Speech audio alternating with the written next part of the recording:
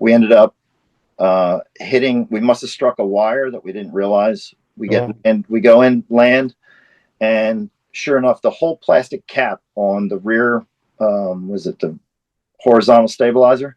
Mm-hmm. The whole cap on the right-hand side gone. Oh gosh. And it's all just flopping in the wind. Welcome to the Calm in the Chaos podcast, where we discuss untold heroic experiences and dive into the mindset of the Navy's elite rescue swimmers. Hosted by former U.S. Navy Aviation Rescue Swimmer, Mount Everest solo summiteer, and best-selling author Brian Dickinson. Hey everyone, it's Brian Dickinson. If you're enjoying these stories, please take a second to like, subscribe, and share the podcast. It helps more people find these conversations, and it keeps the mission alive. And if you want early access to new episodes and to support what we're building, consider becoming a Spotify paid subscriber. Your support means everything. Now let's jump in so others may live. All right, Chris Vliet.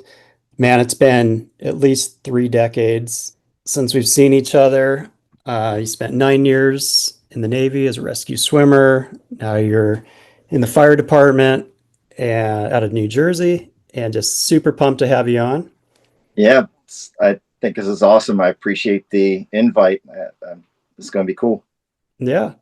Well, for those that don't know you, tell us a little bit about yourself. Chris Vliet, from Ocean City, New Jersey area, which is a small town outside of that, which is called Marmora. We are a mile and a half from the Atlantic Ocean. We are a huge resort town. Ocean City goes from a population of about anywhere from 16 to 18,000 in the off season up to anywhere between 250 to 350,000 on heavy weekends. Wow. Small 7-mile island, and you can basically put your arms out and touch the house next to you if you want. Went to high school in Ocean City. I went through elementary and middle schools in Upper Township, which is the land-based area where I live right now. That's cool, man. So you're like a hero out there. Do they have a big bronze statue of you? Yeah, I'm the mayor of the town. No. Give it time. After this podcast, you definitely will be. Oh yeah, I can't wait. That's awesome. Wow. So okay, you grew up there. Story like that. I went through the fire department. We had one of the news channels come, and I was fresh, had just gotten promoted to captain, and I was on day work for whatever reason, and these news channel came around, and they wanted to do a story on pipe freezings, because when it gets cold around here, people that are down here for vacationing, when they go back home from their vacation home, they forget to shut the water off. Mm-hmm. So we have these freezing, we have water leaks all over the place, and we have to maintain our water pressure throughout the town. So they did this interview of me going through why it happens, what to look for, and all that stuff. Well, it made it to the Weather Channel, and that has gone all over the country, and the stinking thing still gets played to this day. And that was probably 8 years ago. I had Dan McNamara out in Washington, I think he's your neighbor. Have you guys had lunch yet? That's crazy. Yeah. He calls me out of the blue at I don't know. It was, I think, 1 or 2 in the morning for me. So it was probably 11 or 12 for you guys, whatever that time is. And I just saw you on the Weather Channel. I've got people from Texas. I got people from down in Louisiana, Ohio. They contact me every once in a while. Hey, just saw you on the TV. It's the stupidest thing, but that's funny. What I got out of that is Dan watches the Weather Channel. Yes, he does. He's outed. That's awesome, that's what us first responders do. We just throw the Weather Channel on and just let it sit so that some deadening sound in the background while we're sitting, if we have to do reports or something. Yeah, no, it's good. It's good background noise. That's funny. Yeah, I'm going to look that up. Oh, great. Well, cool. So you grew up there. Did you go into the Navy right after high school? Was that something that you always wanted to do? I had a buddy of mine that we always wanted to fly jets. We wanted to be Top Gun. We wanted to be those cool guys. Well, we didn't have those grades. Neither one of us had a chance to go into college, let alone do any of that kind of stuff. So what I thought was cool was in that movie, the dude that jumped out of that helicopter. That's Like, cool. that looks fun. Never really pursued it. And when it was 7 months, 8 months after I graduated and I still wasn't doing anything, it was time to find a job. So I went and took out the little flyer that I found about a couple of the different armed services, and I went to the Coast Guard first. And the first question they asked me was, how many points do you have on your license? And at the time, it was up there.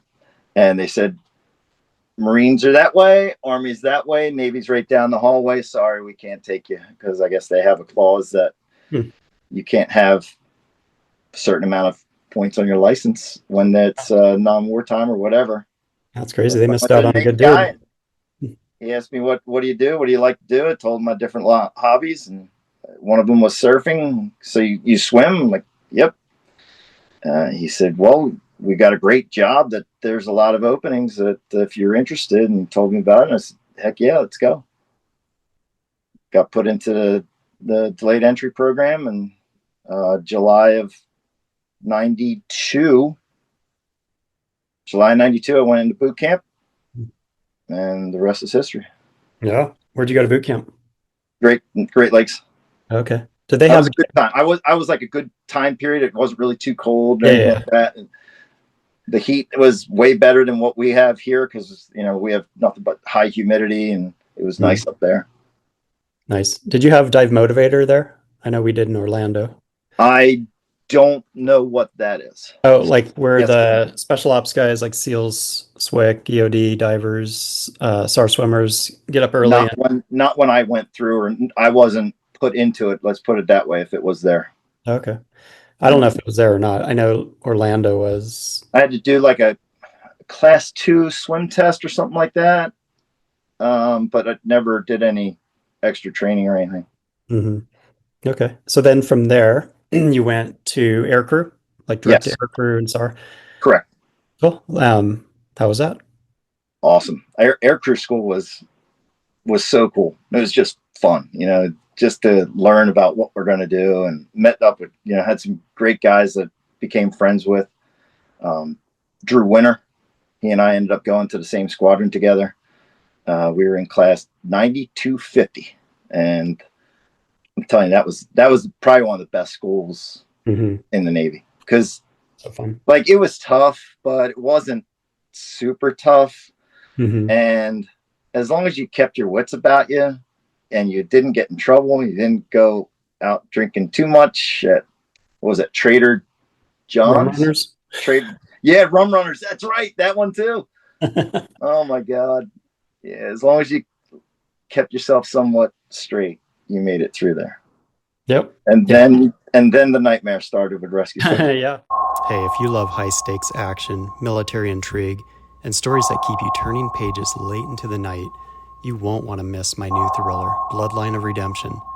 From a rogue Russian submarine on a covert nuclear mission to the unforgiving peaks of the world's deadliest mountains, it's a nonstop ride of suspense and survival. Order your copy now on Amazon or wherever books are sold, and dive into the mission. Yeah, go out on the deck. That was the coolest thing, though, was the that concrete bulkhead that you could just ride up and just sit there and park and just see the water. And that was always, I thought that was cool. Yeah. Kind of like a stress reliever, just go out and chill there. Yep. Yeah. So tell us about SAR School. SAR School was fun. We had a great group. It was tough, obviously. I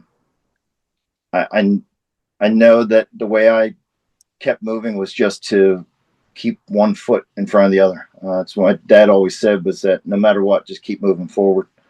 You're going to have tough times. You're going to have hard times, but the good times are still ahead. So keep moving. And that's just some of the stuff I kept in my head and kept moving. And I also had a good motivator. I had one of my small jobs that I did. I was like a cleanup boy for a construction company. And when I told the two guys that were running the company what I was doing, I was going into the Navy and that I was going to be a rescue swimmer, they both, as they should have, laughed at me and said, there's no way you're ever going to make it through that. You'll be chipping paint before you know. So, of course, I mean, here, what is that? 92 to what now is it? So we're looking 33 years. Is that right? Is my math good there? Yeah, I don't know. That still sticks in my head. And yeah. I made sure that I went through everything and did it all right so I could come back and throw it in their face. Yeah. Yeah. Whatever it takes, right? That's cool. Yeah. That was a question that I was going to ask. Like, what was your motivation? Sounds like you had encouragement from your dad and some great wisdom. Yeah. And then you did that reverse, whatever. I've always had a really good support group with my family. My mom and dad were always there for me no matter what. And so that was always, fun. The one thing I do remember, my final multi,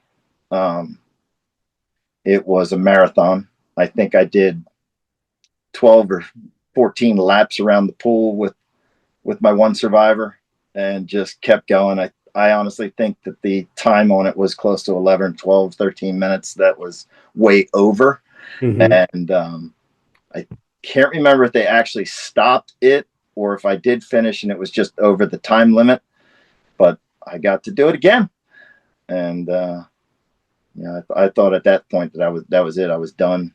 And from what I remember, I started in 9304 and that's what I graduated in with some great guys. Okay. So that would have been like January, February? Yes. I think you're correct. January. Okay. Yep. I had one of your guys. I think Jeremy Burkhart was with you, right? He went to 4, but yeah. Yeah. Okay. He lived right next to me. Yep. Yep. You guys were good friends. He was awesome. Yep. Still is. Yes, he is. In fact, I've tried contacting him, getting like together with him. We've talked multiple times, but I was in the same region down there in Jacksonville, I think, area, and just couldn't match up. He was at a soccer tournament one time. I was moving my daughter into college another time. It just didn't work out. But yeah, he's a good dude. I need to get him on. Yes, for sure.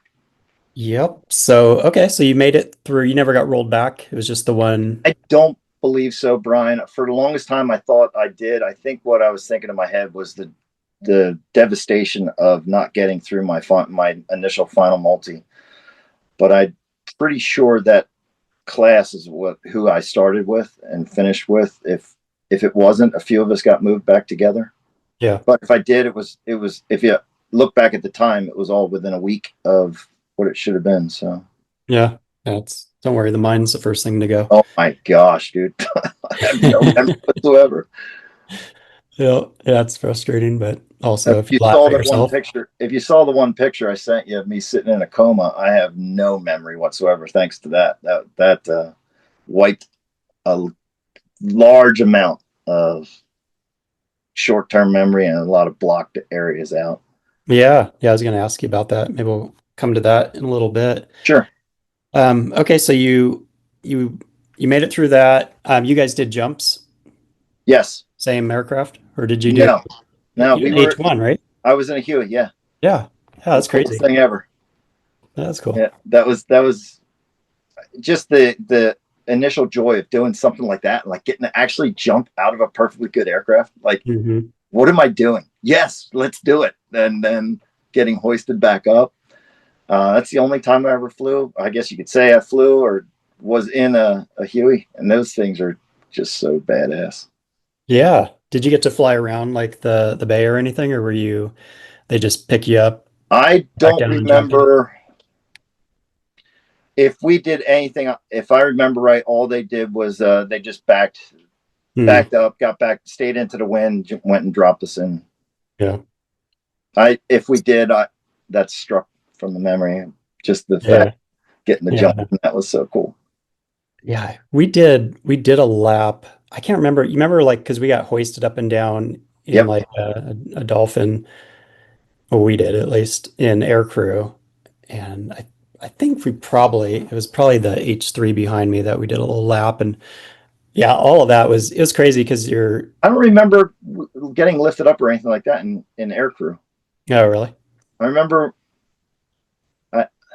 I don't remember. I have a picture of us all sitting on that one dock, all lined up, and that would have been rescue swimmer school. That wasn't aircrew. Yeah. Yeah, we did some base stuff, but yeah, I think there were some inconsistencies for sure. And I know there's like no Helo Squadron out there anymore, so No.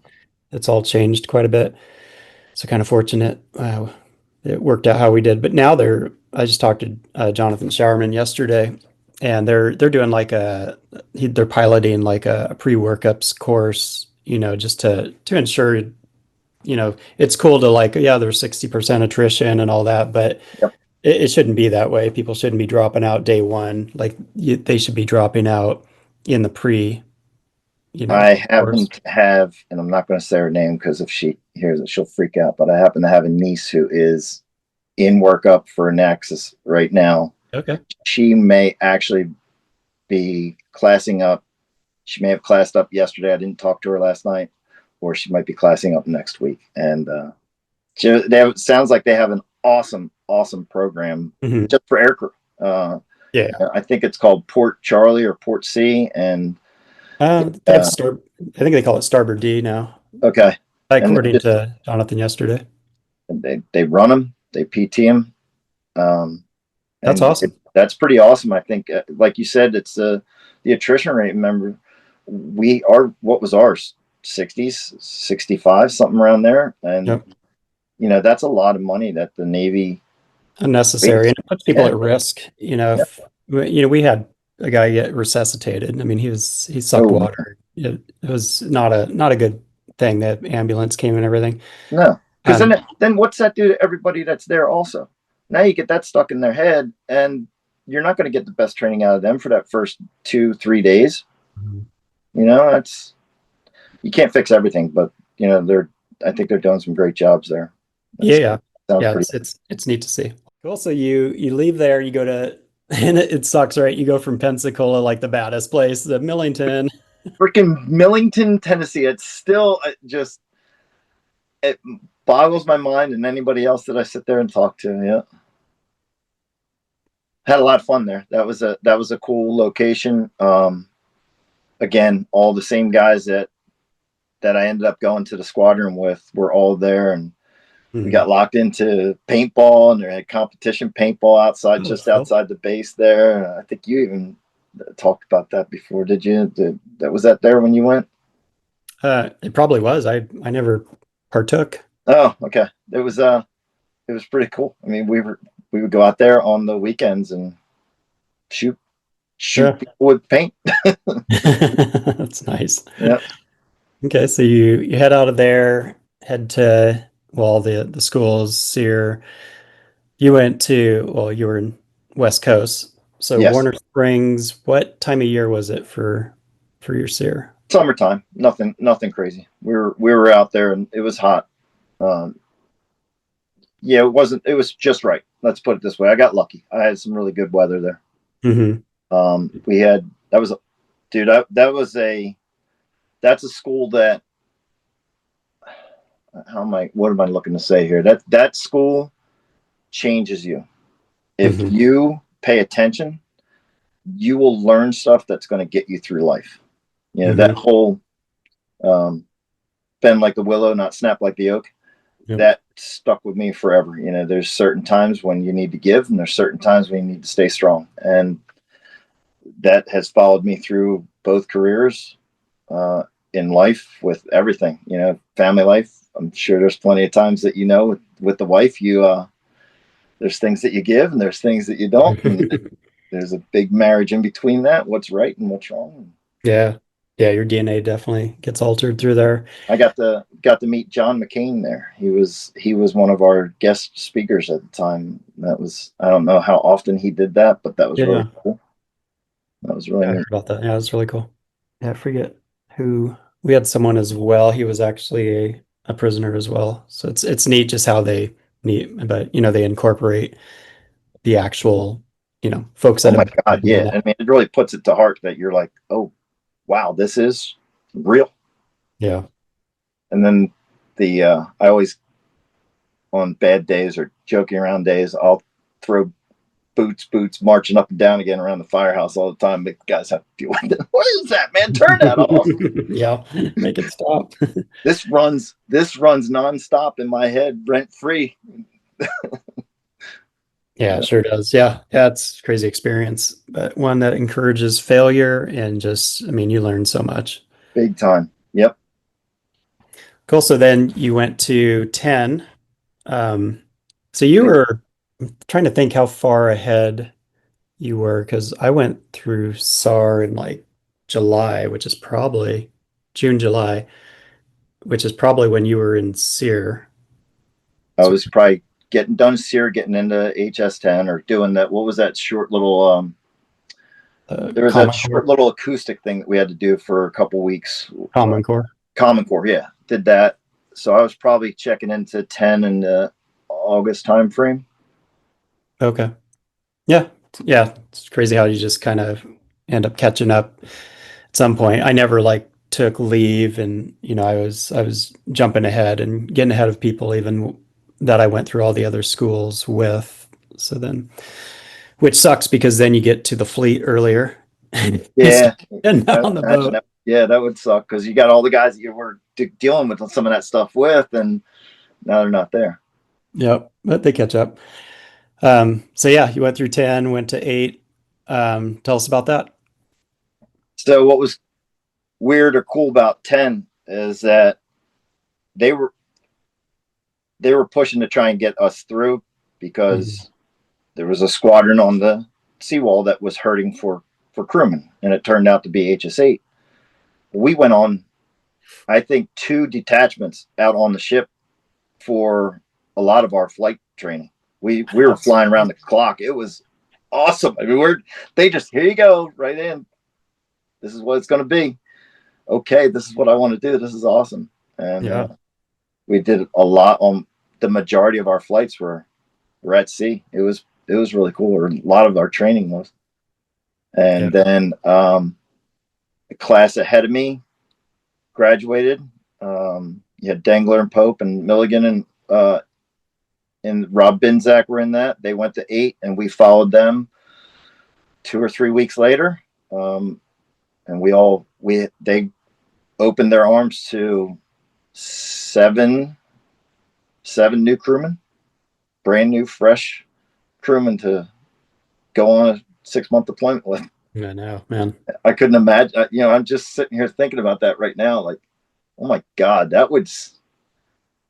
I don't know if that would suck for the senior guys, or if it would be a refresher, or what. But man, that's a lot of training. That's a lot of unknowing. That's a lot of inexperience to now Hmm. throw into right into workups, right into deployment. Yeah. I think it depends on the personality and kind of where you're at in your career. And, Yep. for a 6-month deployment, that there's a lot of, you could have just boredom or downtime, get complacent when you have a new crew coming through, if you're a, Yeah, you're a right. good Because now leader. there's a lot of that training that you have to go all to check in the boxes and all that stuff. I forgot all about. So yeah, that would be easier on time. Hmm. Now you know that you got to do training, and it's Keep you not, busy. you're not trying to find stuff. You Yeah. did it. Yeah. Hmm. Yeah. I don't know. Should ask one of the senior guys. Hey, did this suck for you? Yeah. So did you do 2 deployments? You were on the Vincent, right? We did. Our first deployment was on the Vincent, and then we did 2 deployments on the Nimitz. Oh, Or okay. I got 2 deployments on the Nimitz, and then Nice. went 10 back to 10 again. As an instructor. Yeah, that's correct. Nice. Well, tell us about some experiences during those deployments. Don't have much of rescues. I never got that luck. I did get the witness one very closely, Nice. sitting in the door waiting to possibly get the nod for us to take over. But the crew ahead of us were rock stars, and they pulled all 2 crewmen and 2 pilots out of an S3 that ejected off the coast of San Diego. We were out on a detachment. Um, we were the alert. We might have been the alert 60. They were the alert 30. They got off the deck in minutes, 14 minutes or something like that. I think we followed them in maybe 21 or 22 minutes. We were right off the deck, and there was a search because they didn't know exactly where they were. Hmm. And Sean Milligan and Craig Pope got in over top of the group of survivors. They went down. They did. I think they did do a 10 and 10. I think if I remember the story, the swimmer Craig was asked how he wants his deployment. I think he may have thrown out a few obscenities and said that he wanted that 10 and 10. So we got right in there right after that, and I got to watch Craig go over, do a kick-ass job, pull that first person in, do all the checks, swims over through the rotor wash, gets right over to the hook, sends him up. I'm thinking he's going up with him. There goes the survivor, right straight up by himself, and he starts swimming right back over to the next one, does the same great job, right back to the rotor wash, back to the hook. Same damn thing. There goes the survivor, and there goes Craig right out to the next group. So we, at that point, kind of knew there wasn't going to be any room for us to get any play time, but it was still cool to be able to see that and see somebody get that experience. Yeah. And everybody was all good from the S3. That was pretty awesome too. Were they all connected? They all like link up? I think they were 2 and 2. I don't believe they were all 4 together. I think there was a little bit of separation between them. Yeah, so there's no reason that you couldn't have jumped in there and helped and expedited that thing. Yeah, I hold a grudge. Yeah, I may. There's a lot of joking. There's a good 10 or 12 of us that are still very close, and these jokes definitely come out in the text thread quite often. And I'm sure after this gets aired, if it does, I'm never going to hear the end of it, but that's okay. We'll make it the highlight. Yeah. That's just how it works. I mean, everyone's well prepared, and if you have the opportunity. Did you have many medevacs during your time in? We did. We had a couple good ones. Myself and Bubba Norris. We pulled a injured person. I forget what it was, but they were littered, and it was off of maybe a tanker. We brought them into Dubai possibly, but the actual hoist portion was horrible. The winds were bad. Got Bubba lowered down to the deck. He got everything hooked up with the litter that they had. I had a doc in the back with us. It just so happened we were flying around, and she was getting some flight time, and we got tapped in for this medevac. Mm-hmm. We had wires all around the back end of the aircraft, so the whole time I'm having to clear, both sides from underneath, make sure we're not hitting anything, no touches. We ended up hitting. We must have struck a wire that we didn't realize. We go in, land, and sure enough, the whole plastic cap on the rear, was it the horizontal stabilizer? Mm-hmm. The whole cap on the right-hand side gone. Oh gosh! And it's all just flopping in the wind. So get some of that 500-mile-an-hour tape, a little bit of duct tape. There you go. Wrap that all around it, and it was our XO that was the hack, and he pussyfooted it all the way back, probably maybe 90 knots. I doubt we made it to 100 knots back to the ship, and did one of those type of things. Yep. He said that he saw the wire and he knew where it was, but he didn't realize that it was that close. And you sit back and think about it. If you do that, that could have been really bad. Yes. But I choose to go with what happened, and that we did it we meant to do it. That was how we had to get in order to get that person up off the deck, and that's why it went that way. Yeah, sometimes it works out. Yeah. Sometimes it doesn't, but yeah, no, that's crazy. Want to show your support for Coma in the Chaos and the stories of our nation's elite rescue swimmers? Check out our exclusive merch line, shirts, hats, and stickers designed for those who live with courage and purpose. Military and first responders get 10% off each order. Just use the code SARRESCUE10, SARRESCUE, the number 10, SARRESCUE10, at checkout. Grab yours today on Amazon or briandickinson.net/store and wear your support proudly so others may live. Yeah, that's the only other thing I remember. We had a whole bunch of, I think we were transiting from Hawaii to Japan, and for some reason they had a bunch of ensigns that flew in. I don't know if they were from the academy or what. Mm-hmm. And they were there was probably 10 or 12 of them, and they were touring the tower. and one of them was leaning over on those big canisters that are mounted along the side of the ship. And there's a little coffee cup size nugget on top of it. Well, he put his elbow in there and just kind of pushed it. Well, out launches a 22-man raft, a survival raft. I think it's like a Mark 6 or a Mark 7. It's got the whole tent over top of it. It's got the ramp to get up into it. Well, they obviously couldn't let that just stay floating. I don't think that they had.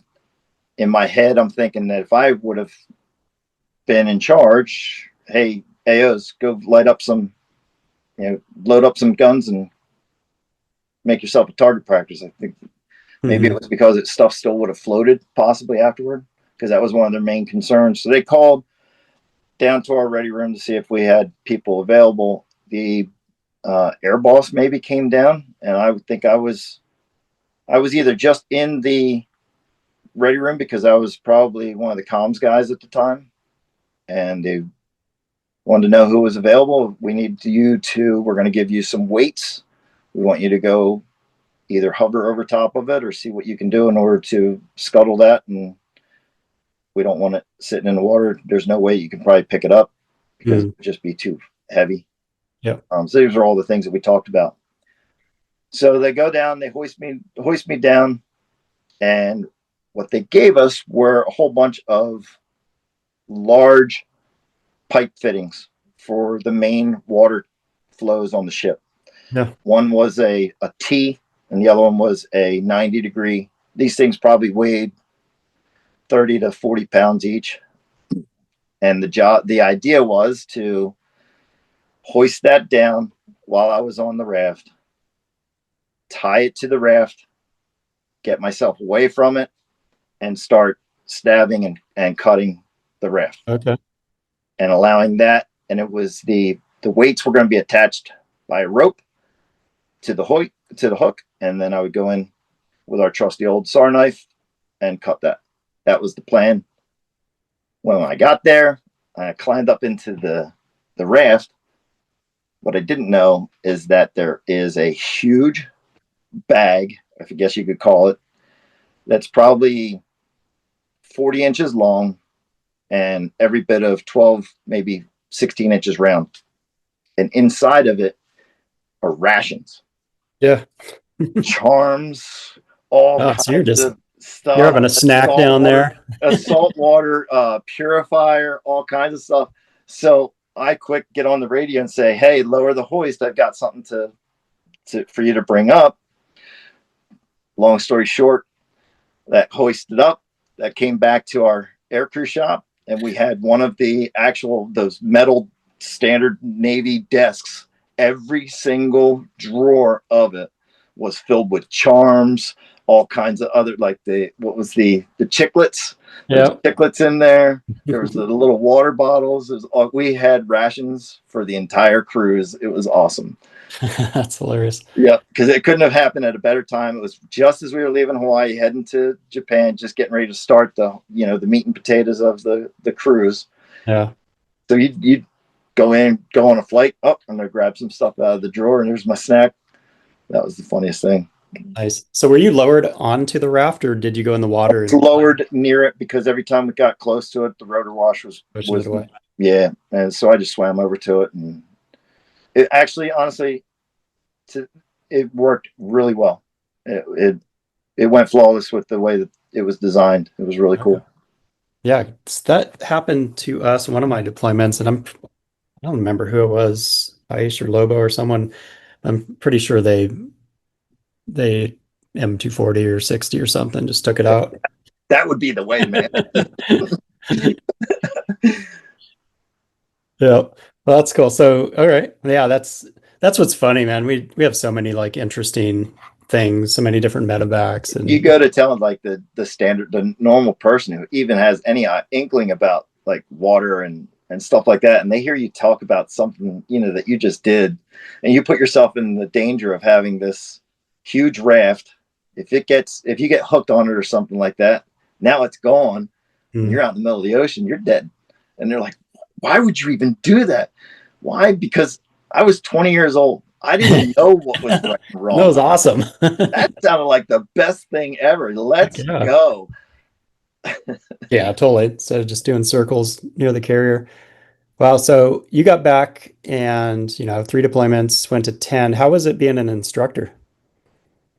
I gotta say, Brian, it was one of the best things ever. I look back now. It's funny because I just started kind of teaching again at one of our local academies, and I've always done like training and stuff throughout the fire department. But to actually be in a classroom environment now, it's bringing back all the memories of being an instructor there and having a class dedicated to you. That it's your job to make sure they go to the fleet and perform the way they're expected, if not better.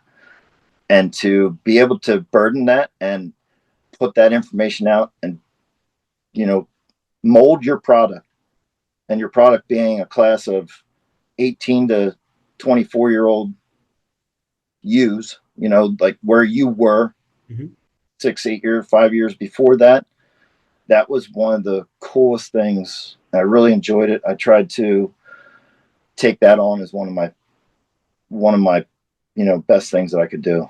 It Yeah. wasn't always great. There's a lot of downtime. I may have gotten over 2,000 hours of flight time throughout my career, but I bet you I got almost 800 hours of FCF time sitting on the ground that didn't get recorded because there was a lot of that at Yep. H10. There was always twice as many down birds as there were up. Um, we got whatever the fleet didn't need, whatever wasn't working for the fleet, obviously went to HS10 or to the RAG squadrons, and it was on the maintainers there to fix it. And of course, that's their job too, because they're teaching everybody about the Mhm. aircraft, and that's where they get to work on it. And it worked out. Yeah. No, that's cool. Yeah. So then you kind of came to a fork in the road, like you could re-enlist.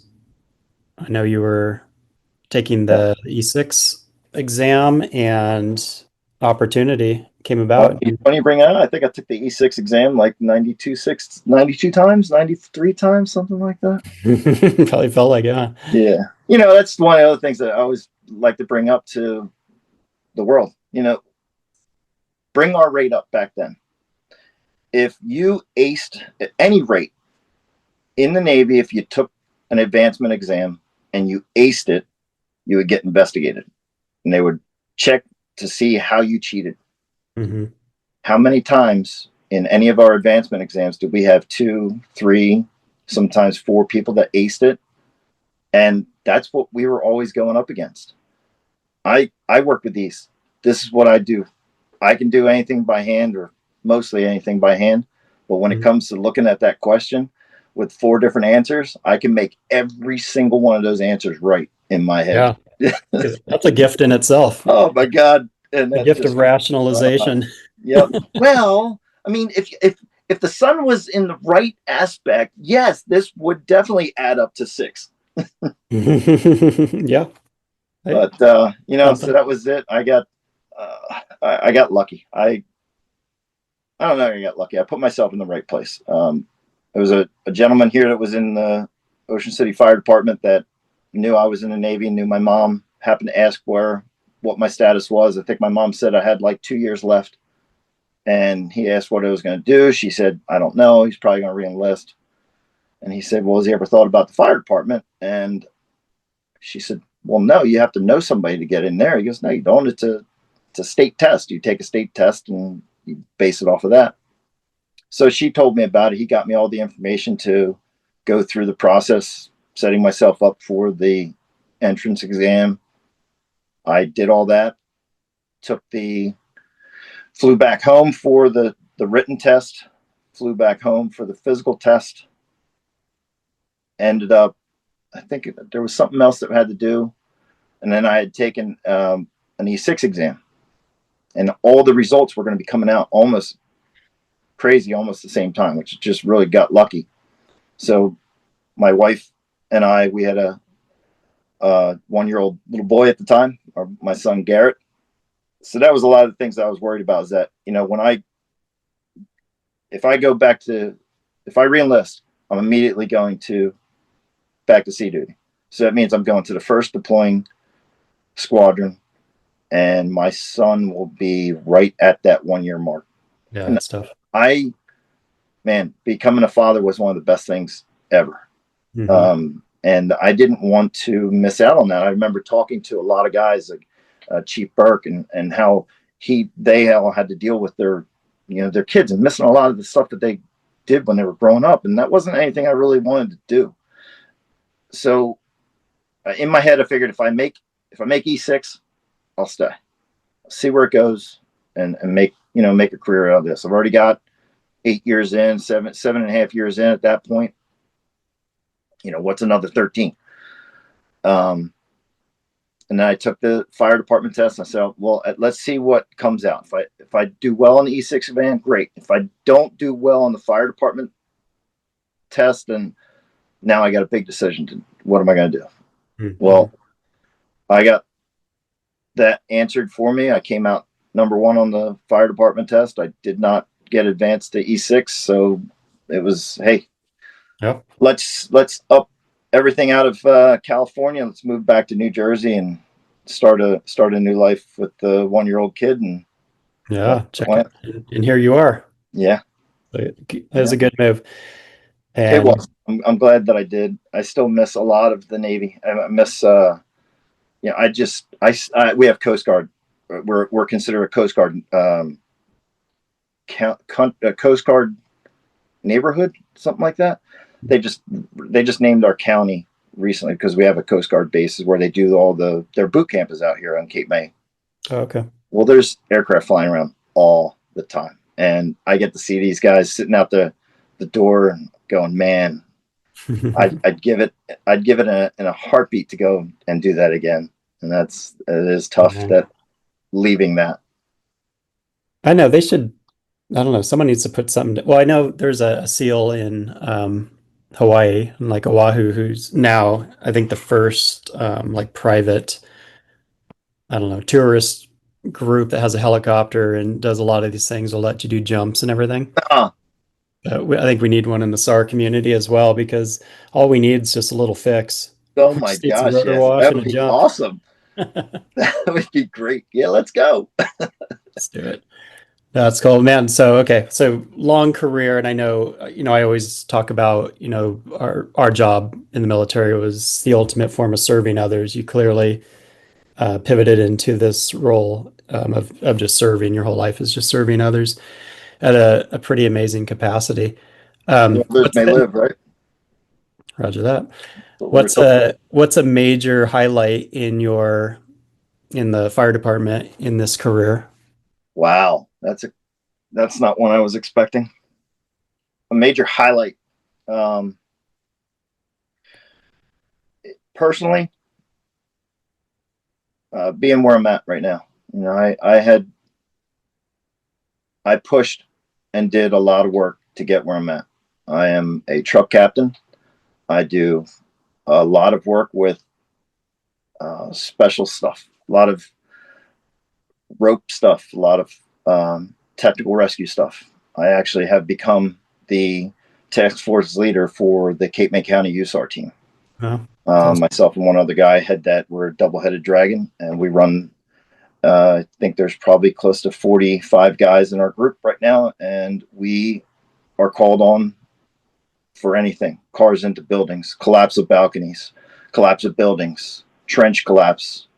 We are it. We do a ton of water rescue stuff. We have the ocean and we have back bays. We have a lot of swift water and open water rescue. Most of that stuff is handled by a lot of the local departments and their lifeguards. So we don't necessarily get called for that here in our county, but we have gone into other counties. We actually went just up north of Trenton after Hurricane Ida came through, and Manville was the name of the town. They got completely flooded out. So our New Jersey state has what they call Task Force 1. They are the pinnacle of the USAR teams. They travel throughout the country to go do stuff up and down the coast, as well as into the middle portions of our country, doing tons of work. They did work down in North Carolina, Asheville. They were down there for a long time. Well, we got deployed up to Manville, and we pulled out close to 400 people out of a ton of houses, including probably 42 or 43 pets. They couldn't go anywhere. Their houses were literally basically underwater. The water was not anywhere near as high as it was down at like Katrina and stuff like that. But for our local area, it was bad. You were going through streets on a small little Zodiac, and you'll feel the little bump, and that was a car underneath you that you couldn't see. So doing stuff like that, learning how to perform in those type of situations, and being able to turn around and teach people that as well, that has definitely been one of my, definitely I would say that's a highlight for my career, being able to continue training, not fall into the slums of, that roads, remember the roads, retired on active duty, ROAD. I never liked that. I hated that acronym, and I never wanted to be a part of it. And that was definitely something that I'm trying to still stay active. My biggest issue is being a truck company. We bring on some of the Mongos. I go break stuff. Well, I got a lot of guys that are riding with me that are, a lot of times behind me that 3, 4, 5% body fat, and they're just big. And I'm here, this 53-year-old dude that's hovering right around 200 pounds, maybe 205 ish. And it gets harder and harder to keep up with them sometimes. If you're listening, if any of you guys shut up, I'll still take you down no matter what. There you go. But that's always in the back of my mind. I don't ever want anybody to wait for me at the top of a staircase or at the top of a building or on a rope waiting for me to do that walk off and make it over down to wherever they are. So that's definitely one of the things that keeps me going, because I don't want people waiting on me, or that pride of saying that, hey, I'm right there with you. Yep. You need me, I'm going to be there. If I need you, I want you with me. Yep. So it should be. No, you went from one traumatic job to another, and I can only imagine the trauma that you've seen, things you can't unsee in this job. And it's, man, you're the right person for it, but that's still really tough. Like, how do you deal with all of that? I didn't get to watch all of your podcasts, didn't get to read all of your book. I'm not the biggest book reader in the world, so I did catch something that you said. You asked one of the guys, so do you just not remember it? Are we too stupid to remember, to be able to process that kind of stuff? I said that? In my head, I don't think about a lot of it. Like, I try compartmentalize things away. And I find with me, the less I think about it as it's happening, the less I remember it. And I do remember some of the bad ones. There are some that you can't get rid of, but you just work on being able to process it out. You learn the triggers that are going to set you off, and you try to get yourself as soft as you can around those triggers so that it doesn't mess with you. I'm one of the IAFF peer support counselors, and I go help people out throughout the state doing, if they have issues, if they have had a line of duty death, or if they've had a really bad scenario, or if they had bad calls, they'll bring groups in from out the state, and we'll go to those departments. And it's better than bringing, I'm sorry for any of the counselors, but it's better than bringing like a head shrink around that's, just strictly, that's all their job. We bring people who have been there. We bring people who wear the same uniform, who do the same job, who have experienced the same things to them, and give them ways to rationalize why things happen, how things happen, that the steps that you took were there for a reason. And it wasn't necessarily you doing it. It wasn't necessarily somebody else messing it up or fixing it. It just happened. Things just happen. There's a reason.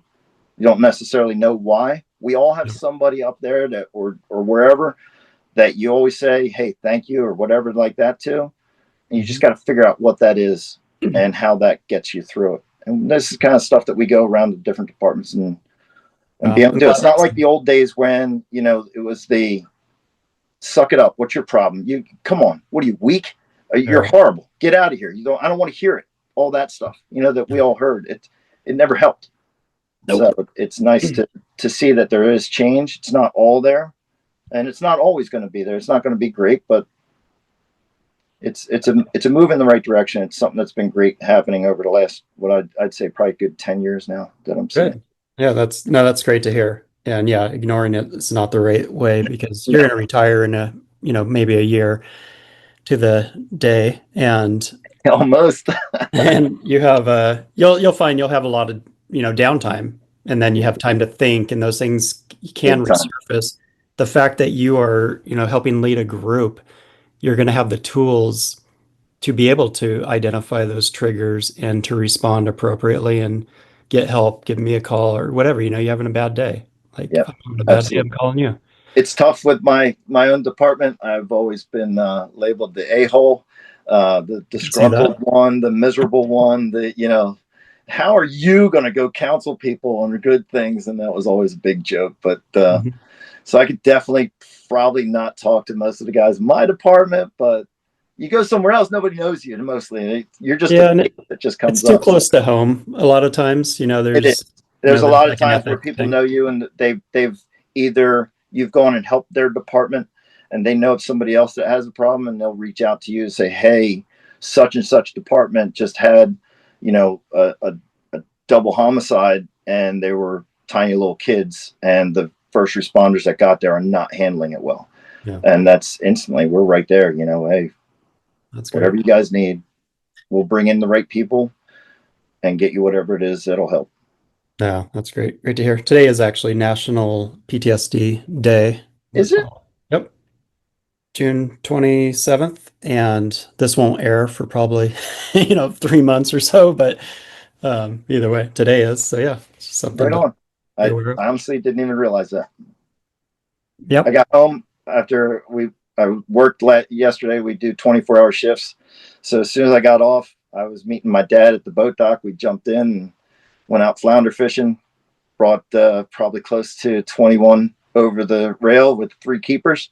Nice. And I got home I think this was supposed to start at 5 o'clock for me. I think I pulled in around 3:45 and went, oh crap, where am I going to sit? What's he going to look at behind me? Yeah, I've been watching everything. It's awesome. I saw Bubba had his deer head over there. So I'm like, all right, I got to have mine in. Yeah, no, it's awesome. You got a snowboard over there. Is that a split board? Yeah, snowboard. Yep. It's like split. Snowboard, couple, like 2 bows, a crossbow, and you got a couple coins. Always got challenge coins. Yeah. Yeah, that's awesome. Hey, you want to do a scenario? Oh, sure. Okay. You haven't been a rescue swimmer, but you've definitely been in the role for a long time. Okay, what's something you definitely don't want to do? Something hard. No, something easy. I don't want to do something easy. Okay. How about a high altitude offshore oil rig rescue? High altitude offshore oil rig rescue. Sure. I don't know why it'd be high altitude though. If it's offshore, you're going to be at sea level anyways. Yeah, but those oil rigs stack 150 to 200 feet above the water. Okay. When I think high altitude, I think mountaineering. True. So that's why. Okay. High altitude offshore oil rig rescue. Here's the scenario.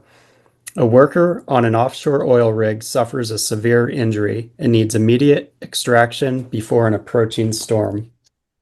You're the swimmer. You're launching. What's going through your head? How far is it? How much fuel are we going to be able to keep? Are we going to be able to be on scene the whole time to recover them? Or are we going to need to set somebody out there or myself go out and stay? If that's the case, make sure we have enough equipment that I can sustain that person if need be. Find out what level they're on, if they're going to be able to get them to the top deck of the oil platform, or if they're going to be below and have to move them up. Dude, this is too easy. Okay, he just blew off the side. He's in the water now. Now what? Oh, crap. Well, I'm going to jump off from 80 feet out to hit down to him now. Oh, man. That would be crazy. Well, it's In the middle happening. of a Bring us rescue through it. and something like that happens and the person falls over into the water. Now you got to totally turn around. Oh, crap. Oh, wait, hang on. Let me go back up into the helo and get my wetsuit and jump in. No, that's great.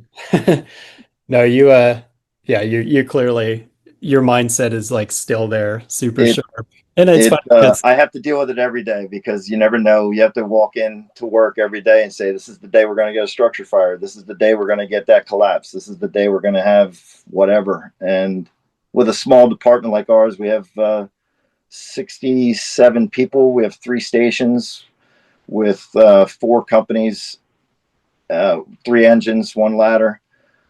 With the population in our town during the summertime, we do a lot. And we do a lot with the little bit that we have.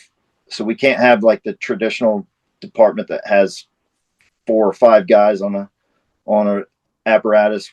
Sometimes we've got 2. We've got a driver and a captain.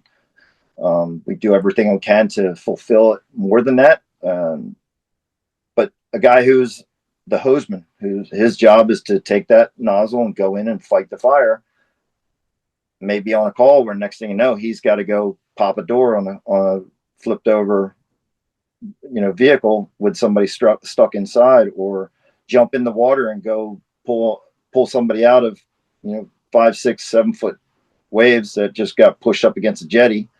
Mm-hmm. So you have to adapt. You always have to be, you always have to be thinking in mind, what's the worst thing that can happen to me right now? And how am I going to fix it? And how am I going to make it better for that person?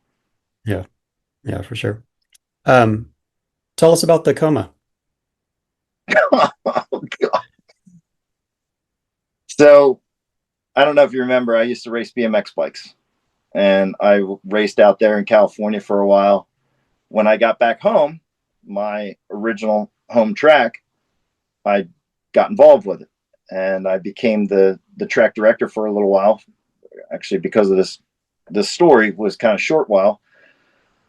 We had a East Coast National that was coming to Egg Harbor Township BMX track, and that's our track. And we were working on the track day in, day out for a week, and it was mid-90s almost every day for the last 3 days. It was a Wednesday, I think. My wife had just picked up my kid, and I said in my head, I'm not going to work on this track all friggin' day and not ride it. So I pulled my bike out of the back of the truck, took the first lap, got back up to the starting hill. I remember feeling a little lightheaded. Nothing, happens all the time. Mm-hmm. In the second straightaway, there was a large 32-foot double. So from takeoff to landing that's how long it was. So you had to get up a lot of speed. And I remember a lot of times we would pedal all the way through that first turn, which when you're in competition, it's not always it because you're always tucked in next to somebody. Well, as they say, they saw me pedal through that. I got to the setup jump that's right up after that, and they saw that I kind of like started slumping over. I guess I still had enough strength to hold on to the handlebars that when I hit the front lip of what was a tabletop, which is just a flat part and drops back down, you're supposed to just stay right tucked into it and keep going.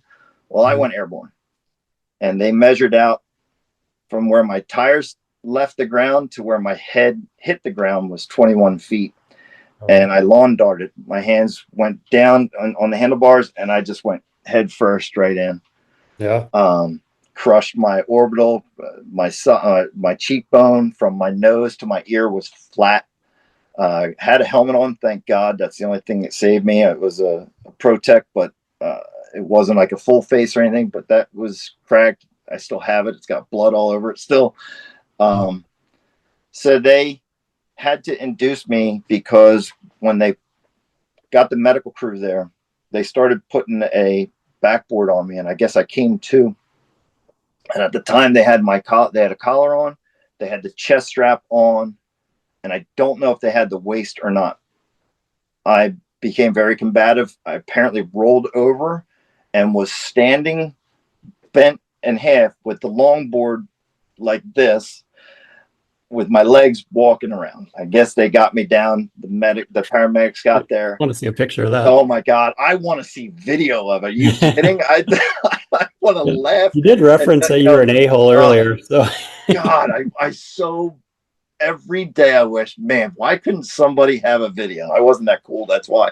But, so yeah, the paramedics came, they doped me up, and next thing I know, they're intubating me. They got me in ICU. I spent 3 days in ICU. I spent another 4 days in a recovery room at the hospital.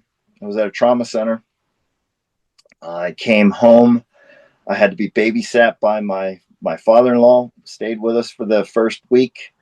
He would basically fed me, gave me my meds, did all that stuff. Thank God he was there. He got me through a lot, which I don't even realize what he got me through, because I was I was out. Yeah. Further on down to bring back the home of, the brotherhood and all that stuff. About 3 or 4 weeks into it, my wife was starting to work again and still I needed supervision, basically. The on-duty deputy chief for whichever shift was on that day would come over and pick me up and bring me to the firehouse. And it was kind of cool, Yeah, guys, we all support our own, and there was that. So that was cool. I had to kind of relearn how to talk. I had the walking down, but it was very difficult. I think it was a little over 4 months before I could drive a car. I was out of work for quite a while. Yeah. There's a lot of memory stuff that I don't have, but I have that picture that I sent you. Yeah. And that's why I have a smile on my face, because I can look back and say, things could be different. Yeah, for sure. Be a lot different. And, I have that to look back and say, when things are tough, they're never that tough. And I hope to God that it's never that tough again. But yeah, no kidding. Have you ridden a bike since? Not a BMX bike. Okay. My new fun is downhill mountain biking. So I'll go up to a couple of the local ski resorts in the summertime and get unbelievably winded by not pedaling, because somehow it just takes everything out of you going downhill. It's pretty crazy. I've never once pedaled up a mountain, but I'll take a chairlift up, put the bike up on the cart in front, or the seat in front of us, and ride down as much as possible. It's freaking awesome. Yeah, mountain biking's great. My son and I got gravel bikes last year, and that's been a lot of fun. It's kind of a hybrid in between. It's like a road bike, so you can go for long distance, but you can go on the gravel as well. I think that's probably the same. I think Drew lives out in Utah area or something like that. He's out in the middle of nowhere, but that's one of his things. He's got one of those. I call him a dirt road bike, and he says he loves it. Yeah, I don't have areas around here that I could try that, but I would. Yeah, we got beach bikes, man. That's it. We go out on beach cruising's cool. Two other things. One, you referenced you lawn darted. Some of the younger people may not even know what that is, but Google it. It's the coolest game that it got outlawed back in the 80s because people were getting stuck in the back or straight up and stuck in the head. A lot of traumatic issues on people's thighs and other portions of their bodies from that. We used to stick them in trees. Man, it was so fun. This seems like a good idea. It's crazy to think that, people don't know what that is. I didn't even think about that. That's funny. Yep. And the second question is, have you been in a calendar issue of Sexy Fireman? Dude, you don't want this body in that, man. Don't tell me what I want. Woman that ever talk to you again. They were all coming over here at me. No, I have definitely not been in a calendar, and I never will be. If they're hurting that bad that they need me, they can come get you. All right. Well, for the listeners, we'll have a straw poll and see if we can raise some money to get a calendar dedicated to Chris. Yeah, right. Well, cool, man. No, it's so fun having you on and just catching up. You've had so many experiences that most will never never even can't imagine. So based on your time in the service, time as fireman, just time as a human, what type of advice, what type of wisdom would you give our listeners? One of the big things that I like to harp on with any of the stuff mostly with the fire department, because that's what I have my largest memory of right now, is making a decision. Don't be afraid to make a decision. Every day you have countless amounts of them that need to be made. Make that decision, whether it be get up and out of bed, whether it be go get some breakfast and eat something good, or if you're going to go eat something crap. It's not always going to be a right decision, but make the decision, because they can always be changed. They can always be acted on. And if they're not right, make another decision. What wasn't working, make it right. And we have to do that with, any of our calls. We have to evaluate what we're doing. If it's right, great, keep going. But if it's not, let's move in a different direction. Let's make that decision and not be afraid to make that decision. Not worry about what people are going to think. Oh my God, why did you do that? I don't care. Don't worry about why I made that. I made it, and I moved on. It didn't work. Maybe it didn't work every time. Most of the times it doesn't. But make the decision and do it. Yeah, that's great. Oh, and then the other one, I forget who was one of the crusty old senior chiefs or master chiefs when we were going through HS10. One of the biggest thing was you only have to be 6% smarter than the object you're working on to defeat it. Don't get stuck at 5.5. Okay, nice. That last half can be tough. Yeah. That's good advice. It made my brain hurt a little bit just because of the math involved. We did so much of it, right? We'll have to simplify that for me. No. Hey, Brian, if I could, just real quick, what you're doing is awesome.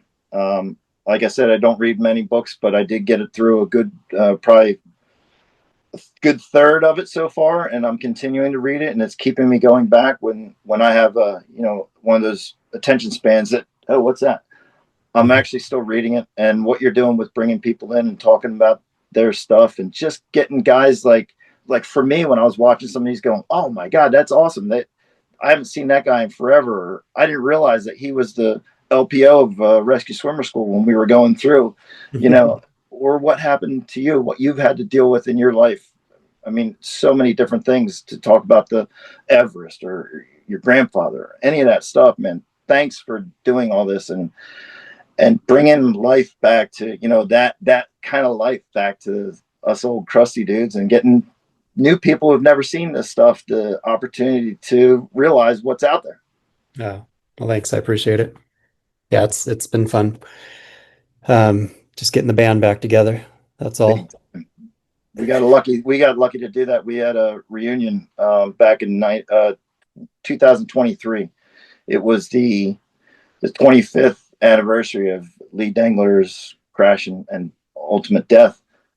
And we've been trying to get together for years, and stupid things would keep it from happening. When, whether some guys couldn't make it, we started getting really big plans on, and then COVID hit. So that kind of shut everything down. And one of the guys, Craig, he said, hey, that such and such a year is going to be the 25th anniversary. So we were like, let's go, lock this down.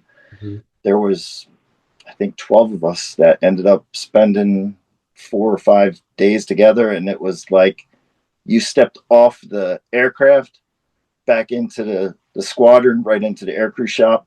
And it was like there was not a minute that passed. It was the coolest thing.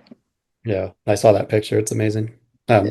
Horrible reason, but it's just a good way to honor. But hey, we have to have something that keeps us, going. And if that's the memory of a loved one or whatever, so be it.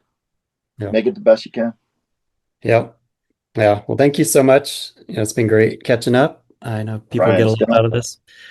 And for everyone else, we will see you next time. Thank you for listening to the Calm in the Chaos podcast. Please subscribe to be notified of future episodes. And if you enjoyed what you just heard, please leave a 5-star review on whatever platform you listen to podcasts. Until next time, get out there and make a difference so others may live.